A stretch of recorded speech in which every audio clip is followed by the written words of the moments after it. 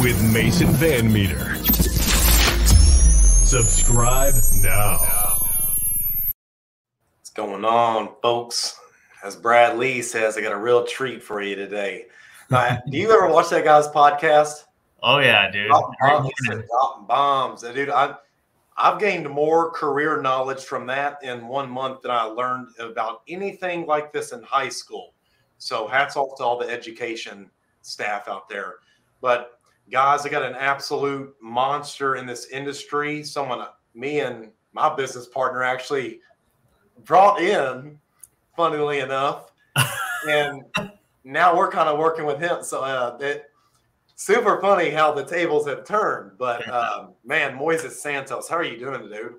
Dude, can't complain. I'm having a great day today. So that's good, man. So what's funny is a year and a half ago, David had actually brought you into Symmetry after selling you a policy. So he sold you a policy, you realized the importance from it, and then he offered you a position, he recruited you, wanted to get his little piece for his niece, so he brought you on into the life insurance industry. And you were doing what before that? Selling cars? I was selling cars, man. Yeah, me and David hit it off because he worked at a Toyota store before the insurance industry. And how long did you work in the car industry? Dude, almost 9 years. And how many vehicles did you move a month? Were you a 10 car a month guy, 20 car a month guy? I'll be honest, dude, I was over 20 like every month at both stores, you know, so I figured it out, you know, kind of early on, and you know, stayed there because I liked that money. It was like a nice barometer. Like I knew what I was going to make if I sold 20 cars plus, you know. And Uncle Sam liked just staying there too. He said, Moises, I just need you to keep doing your thing right here. He was playing his little symphony. He was conducting it. Yeah. Collecting he said, I'm going to get 10 of those cars. Yeah. And what ultimately made you want to switch over from selling something tangible to intangible? Well, dude, it was mostly, you know, funny that you brought up the Uncle Sam thing, dude, because what made me kind of make my decision was I was already kind of over the car business, and then I wanted to kind of have the matter in my hands as far as taking time off, you know, dictating my own income, right? And funny that you mentioned Uncle Sam, dude. Every year I would look at that statement, you know, and everything I took home and everything I made and everything that he kept. And it was just kind of like one of those things. I was like, dude, I need to do something different, you know, because I'm working harder and they're just taking more money from me, right? And when I made the jump, dude, it was last February, I broke the store's record. You know, I sold like 28 cars, I think 27 and a half cars. And I was doing F&I as well. And I was super excited. I was like, I knew I had just absolutely crushed all my previous record months and everything financially, you know. And I remember I got my deposit that morning, right? And it wasn't that different than my previous months when I was selling 22, 23 cars. I'm like, dude, that's weird. Like I murdered it. I know I did. And it just so happened, dude, I made 26 grand that month. And, you know, as a W-2 employee, dude, I just hit all these kind of like tax brackets, right? So my take home was 13 grand. And I was already in talks with David, right? I was already like, dude, I'm trying to get my license, you know. I was, you know, studying for the course and everything. And that's ultimately what made me be like, you know what, I need to go 1099. At least I get to touch all my money and then spend it and then, you know, pay taxes on like after all the deductions. And that's when I hit up David, man. I was, all right, man, I'm ready, dude. I'm just going to like quit my job. Like, you know, I quit the car industry to pass my exam and go full on. And yeah, here we are a year and a half later, dude. So let's talk about that, because I think a lot of people, myself included in the past, have kind of identified with that. Two things I want to touch on. Hard workers, and two, the whole W-2 mindset. Yeah. So with that, what made you want to switch over to 1099 besides just to tax things? Because would you encourage other people to start a business? I would encourage people, if you're going to do the business, you know, start a business, is like make a decision before you start it, that no matter how hard it gets or how, you know, difficult or how uphill that like the hill is, make a decision before you start that you're going to make it work no matter what. And now, just to tag along, sorry for interrupting, but even people who decide to stay W-2, should they not start an LLC to see some sort of tax benefit? Yes, exactly. That's something you could have done to reduce your taxable liability in the car industry, could you not have? Yeah, for sure. I just didn't, I wasn't like informed of it, right? Like all my car buddies, they weren't freaking doing that. They were just paying Uncle Sam and working really hard every day. That's what I'm saying. Like they could have took all their uniforms and dry cleaning or started some sort of a lawn mowing business, and you got to write off all your expenses. You'd have got a nice return out of Uncle Sam taking half your money. Would you not have? Yeah, you would have. Yeah, and I know I'm out in California, so it's a little, Uncle Sam likes us a lot over here, so I know it's a little different. That's his little honey hole. That honey hole for sure. What is the tax over there? I think Washington's 10%. What is California? I think it's like 18 or something. Holy shit! Yeah, oh my god! And I plus federal, dude, it ends up being like almost 50%, dude. So I've heard if you make less than like $100,000 a year over there, you're like below poor. Like that's poverty. Yeah, it just depends on where you're at. I'm in northern, so I'm not in the big cities. I'm like an hour north of Sacramento, so it's expensive, but not as bad. I mean, some of those big cities actually scare me because I remember living in San Jose when I was working for NASA and the Google and Air Force Base down there. I stayed there for 6 months, rebuilding some motors. But I remember going into the city, San Francisco, a couple times, and as I'd be walking, I'd look down an alley, and dude, I'm like, I'm not walking down there. Hell no. Like I'm not gonna make it to the other side. Yeah. So is it that bad? Yeah, especially in the Bay Area where you were at, dude, it can get a little sketch over there. I don't want to talk too much about politics, but man, that stuff is just like, how do you fix that big of a problem? Because I mean, it's a normal thing to see people just passed out with needles in them, or they're like pants down. The San Francisco area, it's gotten like, dude, San Francisco, dude, like 10 years ago was actually super nice, and over the last 7-8 years, it has just gone super downhill. We'll be knowing in 7 or 8 years what Texas will look like then. Yeah, I mean, sure. They're all following Daddy Rogan out there. They're following Daddy Musk. But back to the insurance part of stuff, I want to touch on something you said about hard work, because do you see where a lot of people get kind of stuck in that mindset of, oh, I'm a hustler or I'm a grinder? Do you see a lot of people who identify with being one of those hard workers and hustlers? Yeah. I mean, you mean like just in general in the insurance? If they identify with like, I'm a grinder, I'm going to go out and get it every day. And what do you notice in common about all of them? Just depends, man. I mean, I guess the people you keep around, right? But most of them are just going to be all talk and just.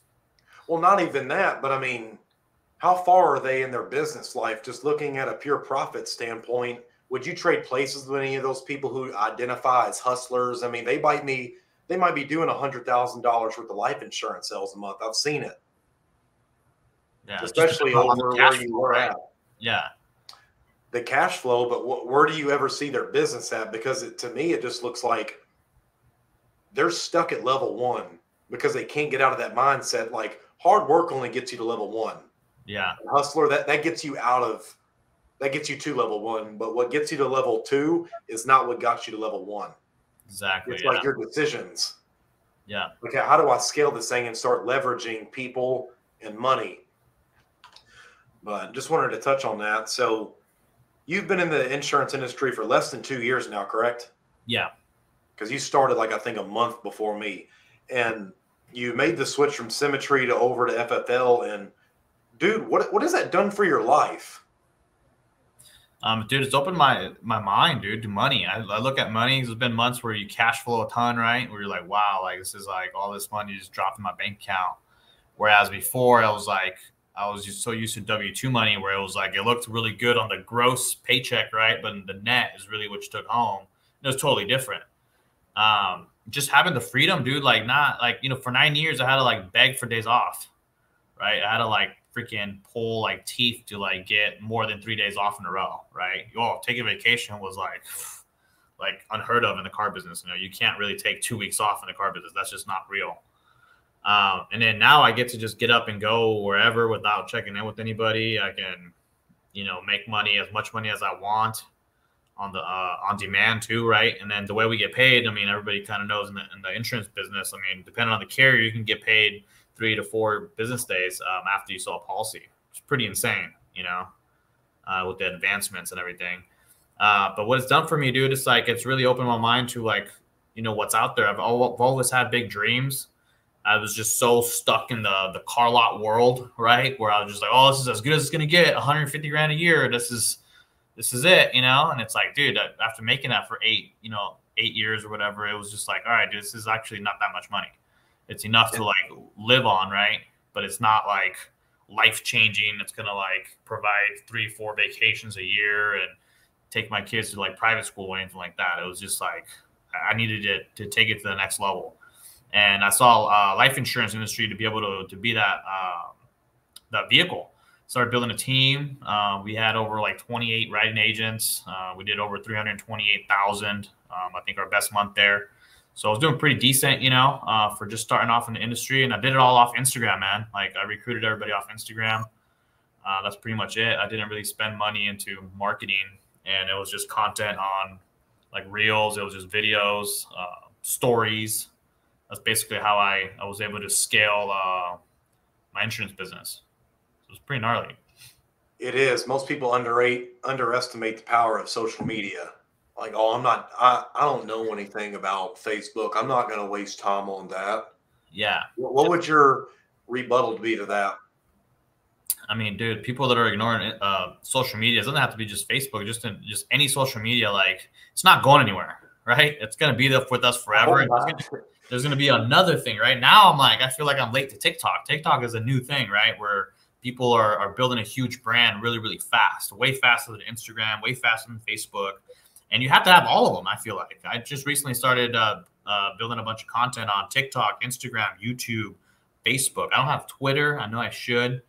But you have to, man. If you're trying to build a business, everybody needs to know what you're doing and what it is that you do, what it is that you offer. I mean, everybody, when they think life insurance, they should think about me. They should think about, you, Mason.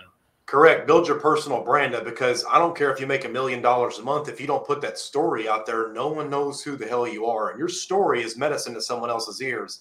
Yeah. And I want to touch on what you said earlier about just that dealership mentality. Like this is as good as it ever gets, because that's almost every person's belief. Yeah. And as soon as you were exposed to a different lifestyle, like, hang on, you're telling me that someone can go eat out every day, not worry about how much gas they put in their car, and not worry about any type of expenses. So when you kind of saw a glimpse into that world, what did it do to your mind? Dude, it just expanded everything. Now I'm like, okay, like making, 500 grand in a year, I used to think was crazy. And now it's like, dude, it's like, that should be normal, and then you should gun for 7 figures, right? Slowly after that. Because, let's face it, dude, like the money's out there. We just have to like go get it, Like, you can't make money with $1 trillion market cap. Tell me more. Yeah. But what you said about social media, the scary part about that, not scary, but kind of the downside is dude, I just watched this thing about a TikTok influencer. This girl had 1.2 million followers. She did a meet and greet, and guess how many people showed up? I'm not sure. 0. What? She did a meet and greet, had 1.2 million TikTok followers, and no one showed up for her meet and greet. Like, everyone else was in these other people's lines, and I was like, how does that even happen? And that's what I'm saying. Like, and when that's what's causing Elon Musk like hold up or stall with all this Twitter deal stuff. He's like, what you guys are telling me is that there's this many accounts, but how many of them are real? Because I've started going through people's Instagram followers, and it's like _67 Big D Daddy, and it's like he's followed by 100 people from the Philippines, and it's like, is this a real like? Imagine having 1.2 million people like that following you. So what would you say is better, having 8,000 like diehard fans who are like ready to go burn the village down for you, or having 1.2 million followers who are potentially not even real? Not even real, yeah. And there is a lot of that too, bro. Like, I know for sure. But no, dude, I would say, the smaller, higher quality followers, people that are actually gonna like, either join you or buy something from you. That's the way I see it. Social media isn't any more of like sharing just like what you're eating, right? Social media is like, hey, You offer a service, either you're making money on it or you're a consumer. You're buying something on there. That's literally what it is. You know, it just kind of depends on what spectrum you're at, what side of the scenario you're at, you know. And so before you got into the life insurance industry, what kind of things were you like searching on the internet? But before that, I was trying to be just some kind of business owner, you know. I was just like, I knew I needed to be in sales, so that's all I knew. Like, I didn't really I got into the car lot right after high school, so I didn't really have like, you know, it's like, dude, I'm not gonna go an hourly job where I've been making 6 figures for the last 8 years. I knew that I had to be in some sort of sales to be able to keep the same income and then just make more. So when I found life insurance, I remember when, because I filled out one of those mailers, right? And then David called me, and then like he told me everything, and I was like, dude, it sounds like, you know, it makes sense, you know, like, and I got all my money back. I was like, what? You get all your money back? Like, it's free insurance. That's crazy. You know, that's the way I rationalized it. And then I remember he sold me the policy or whatever, and then I called him later that day, and I was like, hey, dude, so I know you just sold me the policy, but like, how much did you make on that? I was just like, almost like I basically recruited myself, you know, because I was looking for something, you know. And then he's like, well, I'll be honest. And I could tell at first he didn't want to tell me how much he made. You know, and I was like, dude, it's cool. Like, I know you made money. I just want to know like how much like insurance agents make, you know, because I was like, in my head, I was already like, dude, I could totally do this. I can call people and like rip it over the phone, you know, like, and yeah, he told me, I think the AP on it was like $1,000, you know, and he like made like $700 or something. I was like, dude, I was doing the math. All right, so I'm averaging around 12 grand a month. So I need this many policies a month. And I was like, how many policies do you sell a week? So I basically just sold myself on like, dude, I could totally do this. And it's a whole different like scenario, you know? And then he told me about how the 1099 works and everything. Like, you know, you pay taxes afterwards, after all your expenses. And I was like, dude, so that means I can touch all my money before Uncle Sam does. And then I can decide what I want to do with it, throw it at the business, you know, use it to like hire people, hire staff, whatever it is, right, to scale it. And it just made total sense to me, dude. I was like, dude, this is what I want to do. And I started researching on it. And said, oh, the most millionaires made out of the financial industry. And I was just like, dude, this is it. Like, I found what I was looking for, you know? And I know you've built up a pretty big agency. You engage. You guys are really good people. I'm excited to work with you guys in the near future. Obviously, you just transitioned out of one place to another to kind of build your own thing, which I wanted to do initially. So that's cool to see other people taking the same steps, and it's cool to partner with like-minded people. Obviously, there's strength in numbers, because if everyone below you is only trained by you, then you're limited to your own vision in your mind. So it's cool. It's cool to see other people who can see outside perceptions of things. But just in the past 2 years, like, how many interviews have you done for recruiting? Like, how many people would you say you have talked to about potentially recruiting? Dude, I had like, so I know my numbers through the HCMS. Like, before I left, it was like 98, dude. So 98 people made it. So they got licensed. 98 people made it, got licensed. How many people? How many interviews would you say you ran out of that though? To get those 98, dude, probably a couple hundred. Say at least 180, 200. You know, just 200 interviews. Yeah. So maybe 50% of the people came through, roughly 48, 49. And out of those 98, how many people actually became decent at selling, like had some level of success? Dude, so out of all of those, dude, like 25, if that. So you're talking about a roughly 25%. Yeah, I mean, so like real success, so like actually made like money and actually sold policies. Yeah, like around 20, dude. Like they, you know, they're still around. You know, I still have them. They're still partnered with me and everything.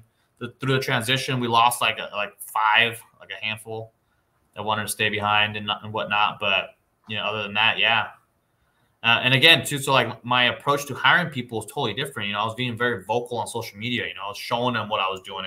And back then, I was like, we were doing in-homes, right? So we weren't doing them over the phone. It wasn't sexy back then to like recruit people. Like they saw that I was on the road for like 12 hours a day, and I would post my day, 7 appointments, you know, 5 sits, 3 sold, right? I made $3,700. And they knew the grind, right? So the people that I was getting were like, you know, I would say higher quality, right? I never got into the ZipRecruiter or anything like that, you know, but I know that was next. You know, once I stopped growing, that's what I was going to start pouring my money into was the cold market recruits. But for the most part, it was a lot of warm market, you know, and I think painting the picture every day on my stories on Instagram really helped, like, kind of let people know what I was doing and how I was doing it. And like the people that, decided to hit me up and I could go through the licensing and everything and did everything were, they had an idea. So like I was able to kind of, for the most part, get most of them like selling a policy minimum, And again, I did have a lot of those people that did everything, all the licensing, got contracts, and they just never did nothing. Why do you think that is? Dude, I don't know. I'm sure you've had a bunch of those too, right? I mean, it's just like going through all the loopholes. The test is like not easy. So it's like, it was weird that you would do all that and then not do anything, Well, and limited belief. And after learning kind of all the neuro-linguistic programming and studying cognitive behavioral therapy, because Tony Robbins was a huge influence in my life, like amazing guy. So I wanted to understand like how he was saving people from suicide in 15 minutes and had people laughing about it after that. So I went and learned all the techniques and stuff he used. And like what I've learned about the unconscious mind is that this is basically a 6 to 7 year old kid kind of calling the shots. So you want to feed it simple instructions because complexity already exists in the big picture. Like if you look at scale, complexity already exists. And just an analogy for that. So like with a ladder, it's already perfectly spaced and built. We don't need to rebuild it. So why would I add rungs or take rungs out? Yeah. Just keep it simple. Like, do you want to give a 6-year-old driving a bus one of those old Google sheets where you had to write down everything, take a left at this stop sign, you'll end up in Mayhem? No. Like you want a TomTom USA, here's the direction, follow the lines, right? But our unconscious mind is primed for the principle of least effort. So we want to take the path of least resistance. We want to do quite literally what is the easiest. And I think when you do what's easiest, you'll live a harder life. If we can just get counterintuitively thinking, maybe not even thinking outside the box, like most people tell you to do, like they tell you to think like 99% of other people, or don't think like 99% of other people. Most people think, well, what can I do outside of the box? Yeah. Well, what can I do inside of the box? That's what the 1% are thinking. It's not necessarily a huge difference between successful people and unsuccessful people. It's just that really successful people probably just don't do a lot of the bullshit that unsuccessful people do. Exactly. Like, I'm not worried. I eat the same thing every day because what I put in my mouth should not be a variable. I should not have to be worried about what I'm eating. And we can stop putting marbles of attention on what we're focused on. Like, should I iron my jeans? Should I do this? Should I do this? Childhood trauma. What friend am I hanging out with today? Successful people aren't worried about that. So I think if we just make it very simplistic, focus on 2 or 3 things, we can place a lot more energy into it.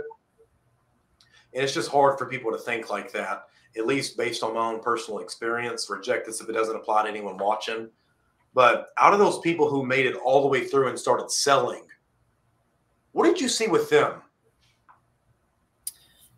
So they had to have like the right attitude, right? And then again, it's like in the beginning, I wasn't having that success because I had to like tweak some stuff I was telling them, right? Like setting the proper expectations, letting them know, dude, this is hard. You've seen my stories,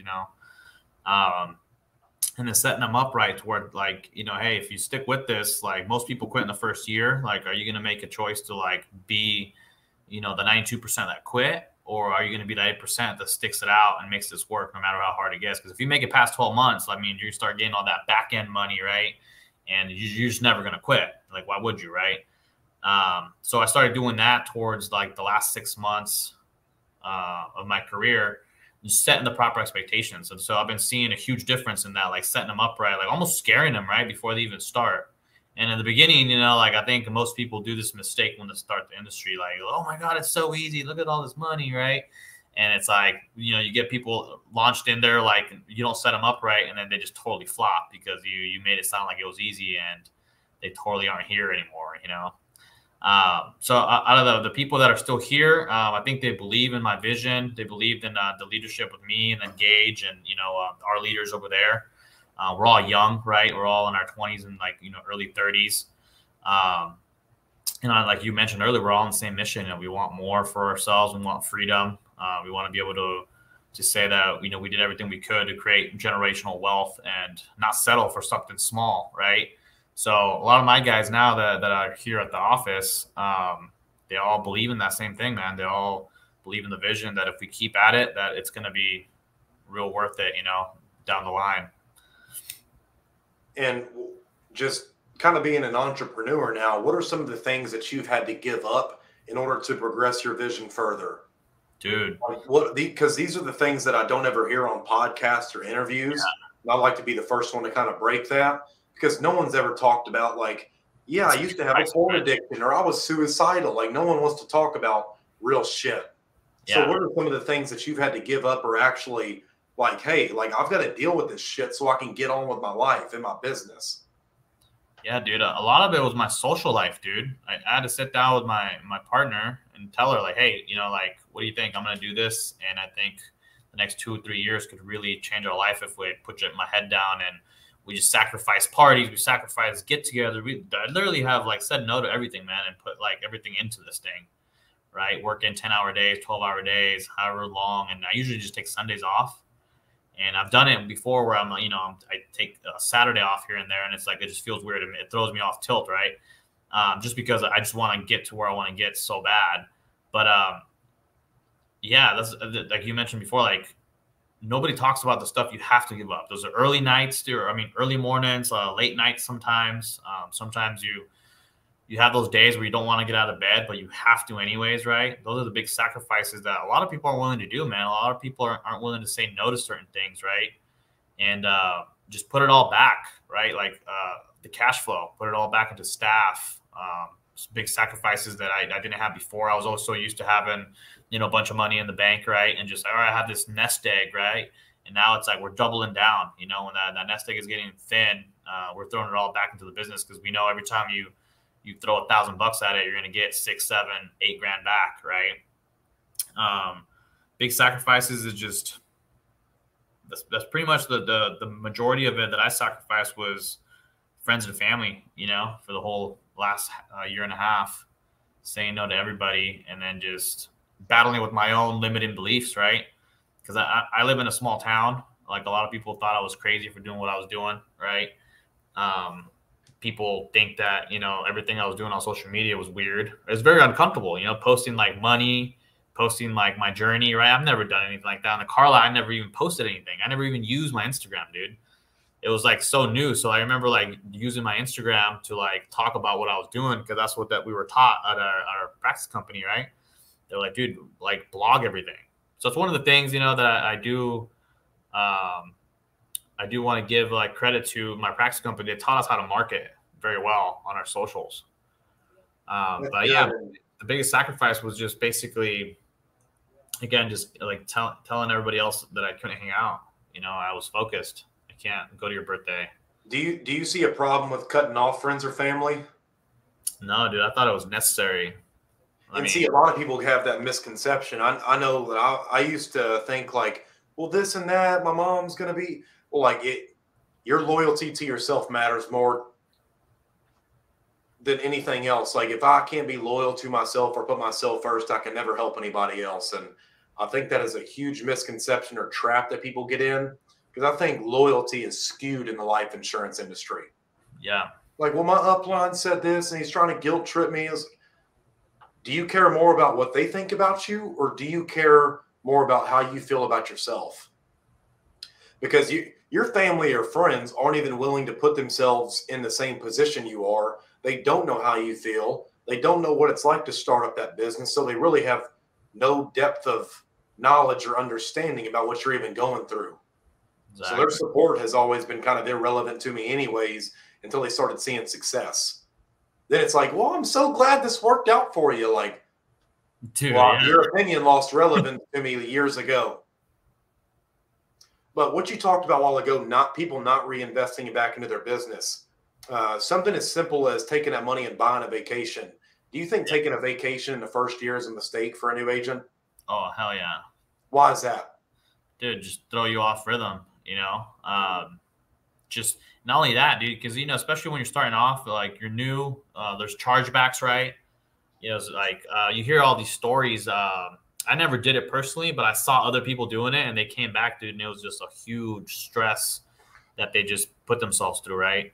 So you take a week-long vacation, you spend all this money that's, you know, they advanced to you, right? It's in your bank account, but it's technically still not yours, right? They got to make sure those policy stays in the books for 9 months, et cetera, right? And then they take a whole week off. They're super on this high of making money, and then they go have fun. So they're on another high and they come back. And now it's like they can't sell a policy to save their life. Now they're 3 weeks behind. They haven't sold anything. And then just chargebacks start to happen. And now they're like, damn, stressing out about the money they already spent. Now they don't have money for leads. And now they don't have other people to talk to. Dude, it's like it's a terrible place to be in, right? So I always recommend, I mean, just because I heard it from the people that are old mentors there, they were like, yeah, dude, don't do that. Like everybody goes to Disneyland, like don't do Disneyland. Like just reinvest it back in until you're cash flowing nice and well. And you've been doing this for a while where you know how to be consistent with it, right? And taking a vacation, dude, it just throws you all off. Like off your game, off your rhythm, consistency. It's just tough, you know, especially your first 6 months. I think after that, I think you should be good. You'll have like a good idea of your barometer, what you can or can't do, right? Yeah, how to prioritize accordingly ahead of time. Yeah. Moises, what has been your biggest struggle as far as agency building or just in the life insurance industry that you're facing right now? Like what's the overall problem you're trying to fix now? Well, in the beginning, dude, I used to get super worked up with people because I made the mistake of thinking that everybody was thinking like me. Like everybody wanted to make their first million like ASAP, right? And not everybody's like that, right? Some people just want to make $5,000 a month, $10,000 a month and be cool, right? I was like, dude, you don't want to. Yeah, that's what's important to them. Yeah, exactly, right? And I just assumed everybody wanted to make 50, 60 like I wanted. I wanted to make 80, right? So like I remember I used to invest in so much time and energy on people that didn't want what I thought they wanted, right? And that was the biggest mistake I made in the beginning. So that's one of my biggest struggles is like meeting people where they were at, having those conversations like, hey man, like how much money do you need to make? And how much money do you want to make? Right? Like getting a gauge of like, okay, what are your monthly bills? What do you need to survive? And what would you like to make? And then help them do it that way. So that took me a while, man. Like my first 6, 7, 8 months, like it was hard in the beginning because I used to get so mad at people like, oh my God, you don't want to work, you know, like we place our expectations on other people because we're scared of not seeing that in ourselves anymore. It's kind of like when you go to the gym, you see that guy over there taking selfies in front of the mirror instead of working out. You're like, dude, what are you doing? Yeah. It's really, I think it's an insecurity in ourselves. Like I'm scared of seeing that in myself. Yeah. Because we judge whether we want to admit it or not. If someone says I don't judge, I would stay away from, I don't like liars. Yeah, you're lying to me right now. Like you're not even that, you're lying to yourself. Why? Yeah. Just be fucking real. But what's something you're trying to overcome now as far as scaling your agency and your overall volume? What's something you're kind of trying to fix now? Well, so now, I guess just working on myself more, you know, I just recently hired a coach. So for accountability, right? Leadership, you know, I wanted to, take my self-development to the next level. Right. And granted, this was before I knew that you had running buddies. Yeah, I wish you would have told you, bro. Running buddies. Dude, you didn't tell me. But just working on myself, right, to be like a better leader, right? And that's one of the things I was like, dude, I've been like you brought it up earlier. You know, I was learning from Gage, I was learning from Michaela, and my old mentors over there. And then I'm like, man, I need to start reaching out more, and like, and I started doing that, right? I started reaching out to people that were outside of our organization before. It was super refreshing to get other people's opinions, you know. And basically, what I'm trying to fix now is just, you know, like myself, you know, I'm trying to be a better leader. So I invested in a coach and making the right moves, you know, forward, accountability, right? And dude, I've just been kind of battling with, you know, before I was just trying to get people through the door. And now I'm just like, I'm really being selective on who I want to work with, because that's what matters most. You know, you got to be able to trust them. You know, you got to, like you mentioned earlier, you want to make sure that they're looking at the right vision. They want the same kind of goals, right? And before it was kind of like a numbers game. And that was, you know, primarily like our previous company. That's what they all would just, come on, just get bodies, you know, throw them against the wall and maybe they'll stick, you know. And it was just such a terrible way of like trying to get people through the door, you know. And I would have a lot of like my close friends. I mean, now they're my business partners and they're close friends as well. And then we're all just gunning to try to build this thing, right? And we're working with the right people. As you know, too, we're expanding over to health, you know, trying to have that consistent, like predictable income, right? Life insurance is great, but it is, you know, a constant go, go, go. And, you know, having a nice little residual would be ideal too, you know? Okay. And when did you decide you wanted to get a coach? Like what What made you want to get a coach? Well, dude, I knew that I needed somebody, right? Because I could learn so much from my upline, right? But in reality, it's like he can only teach him so much. You mentioned that earlier. And so what really made me decide I wanted to get a coach, I was like, dude, I just want to get better. Like, I've never hired a coach before. I've been doing this just winging it, right? In my first year and a half, like I've been doing my best, but I'm like, I can do better.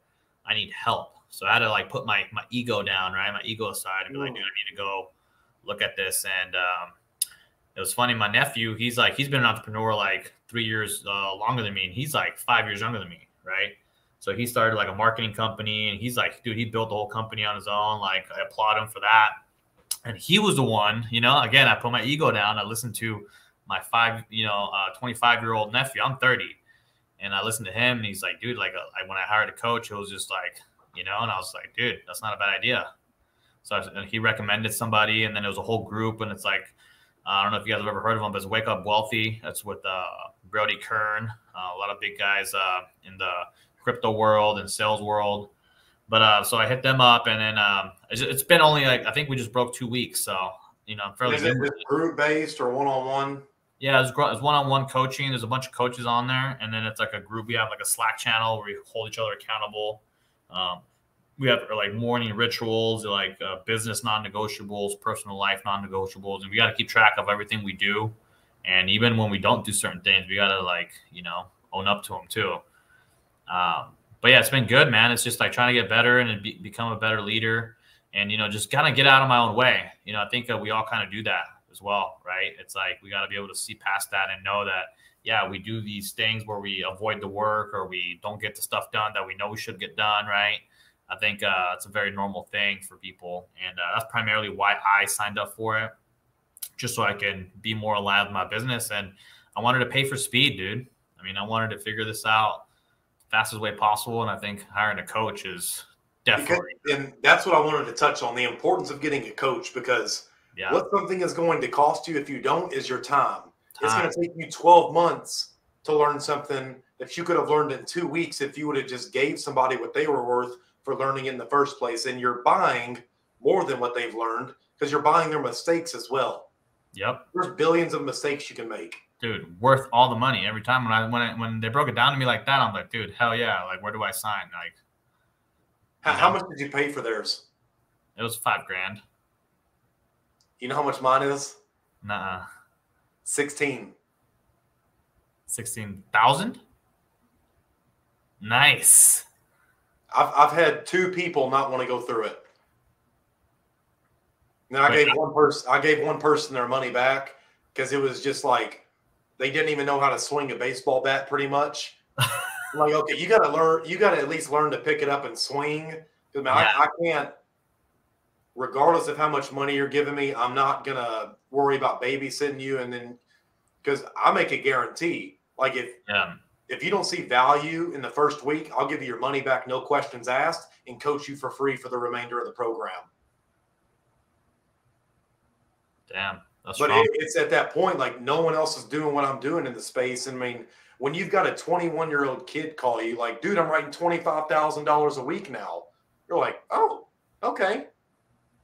Then you've got a complete opposite end of the spectrum. You've got a sweet old woman just wanting to increase her Medicare sales. She's like, I'm cross-selling annuities and final expense now. You're like, okay, this shit works. Like, it's not just me who's seeing the success. And that's cool to be able to replicate that in other people. But no, man, we'll awesome, dude. Hell yeah. We'll talk about doing something with you off here. Yeah. I know we're already working together anyway, so yeah, this is going to be exciting to do in the future. What are you most excited about in the next couple months as far as your business vision and growth? What are you most excited about happening in the next couple months? Well, dude, the partnerships that we're building, right? Partnering up with you guys and getting rolling, the new contracts, the new carriers. I mean, the carriers that we're going to get, dude, you're going to freaking like super competitive, way more competitive than like what I've ever been used to, out of the carriers that I had before. And it just blows my mind because I used to think we had the best carriers, and it's like, yeah, they were good, but like, dude, there's way better stuff out there too. So I'm super excited about that, being able to truly offer, more aggressive carriers. And then not only that, dude, learn about IULs and like annuities, right? We never learned about that over there. They didn't want us to learn that before. It was weird, right? They just wanted us to sell final expense and term because it was easy.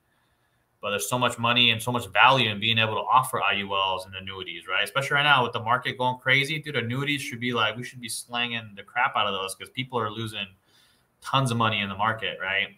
And then serving people too with the whole Medicare thing and the health side. You know, we're doing this other thing too with health.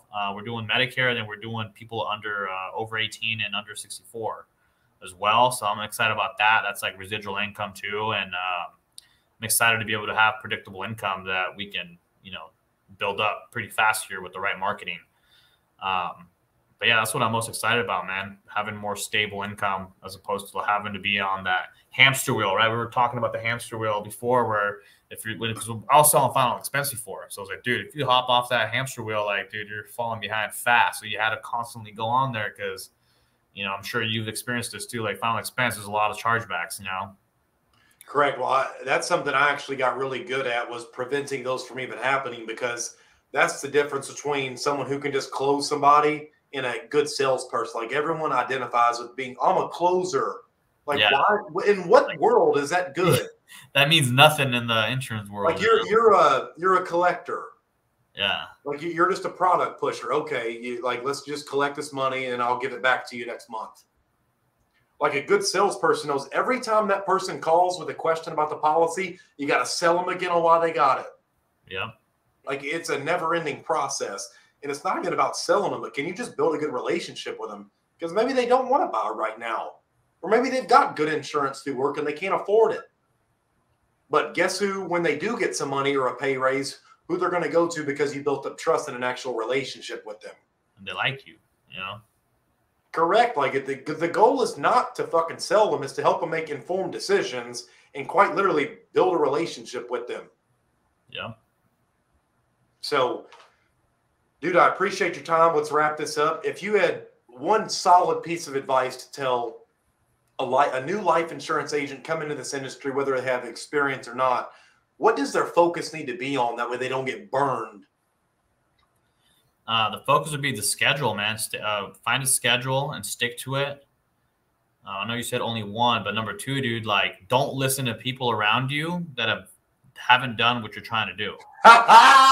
Dude, cut the noise out. You're going to get like family, close friends, even like your significant other. If they don't know like the industry, like, you can't listen to them at all. And it sounds messed up. You got to just be like, yeah, thank you. Like, yeah, whatever. Like, just acknowledge and just move on. Don't listen to anything they say, because they might not mean it, but they could get in your head to get you to where you're going to doubt the business.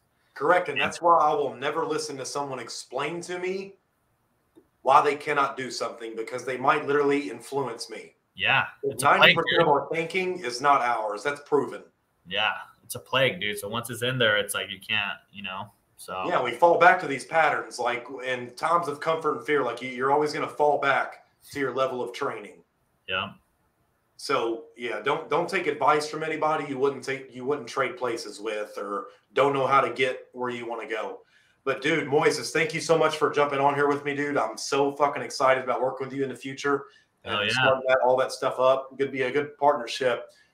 Where can people go to talk to you, man? Where can people go to find you? Yeah, so you can try my Instagrams. I'm on there all the time. It's Moises Santos with 5 S's at the end. That's basically 5.